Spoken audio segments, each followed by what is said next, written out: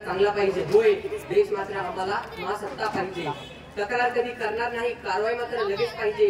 लाचेशिवाय काम करणार नाही, भ्रष्टाचाराचा मात्र संत पाहिजे। होय, देश मात्र आम्हाला महासत्ता पाहिजे। तक्रार खिडकीतून बाहेर टाकीन, शहरात मात्र स्वच्छता पाहिजे। कामात भले टाइमपास करीन, दरवर्षी नवा वेतन आयोग पाहिजे। होय, देश मात्र आम्हाला महासत्ता पाहिजे। धर्माच्या नावाने काहीही करीन, देश मात्र धर्मनिरपेक्ष पाहिजे।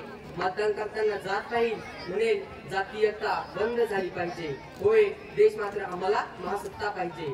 कर भरताना पळवारा शोधीन, विकास मात्र जोराने पाहिजे। नागरिकने या भारत देशाचा हातात सगळं ऐकलं पाहिजे। होय, देश मात्र आम्हाला महासत्ता पाहिजे।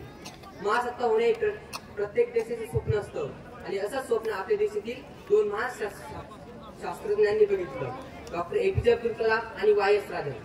सध्या स्थिती बघता मन अगदी विषण्ण होतं। एकीकडे मारुतीच्या शेपटाप्रमाणे लांबच लांब वाढत जाणारी भरमसाठ लोकसंख्या, एकीकडे स्मार्टफोन मध्ये PUBG सारखा गेम खेळणारे युवक, आणि एकीकडे भ्रष्टाचार करून मशीन नाही लाजून अशी टम पोट फुगलेली राजकारणी, आणि एकीकडे आपल्या भुवया उडवणारी प्रिया प्रकाश पाटील सर, आणि एकीकडे 4 बोटल ओढका काम मेरा रोज का असं रॅप सॉन्ग म्हणणार तो हनी सिंग।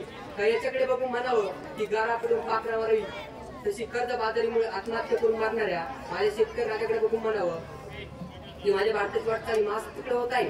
काश्मीर पासून ते कन्याकुमारी पर्यंत फिरा, मला जिकडे तिकडे बेरोजगार युवकांचे घोडे दिसतील, ज्यांच्या हाताला रोजगार नाही। या देशात दररोज कुठे ना कुठे जाती आणि मोर्चाच्या नावावर दंगली उचलतात आणि कित्येक निष्पाप आणि निर्पार भारतीयांचा बळी जातो। या देशात प्रदूषणाची समस्या काही नवीन नाही। एका जागतिक सर्वेक्षणानुसार दिल्ली हे जगातील सर्वात प्रदूषित शहर आहे। बालमजुरी ही समस्या आजही गंभीर बनली आहे। सकाळी वर्तमानपत्र वाचायला घेतलं की 1-2 बातम्या तरी हुंडाबळीवर आधारित असतात।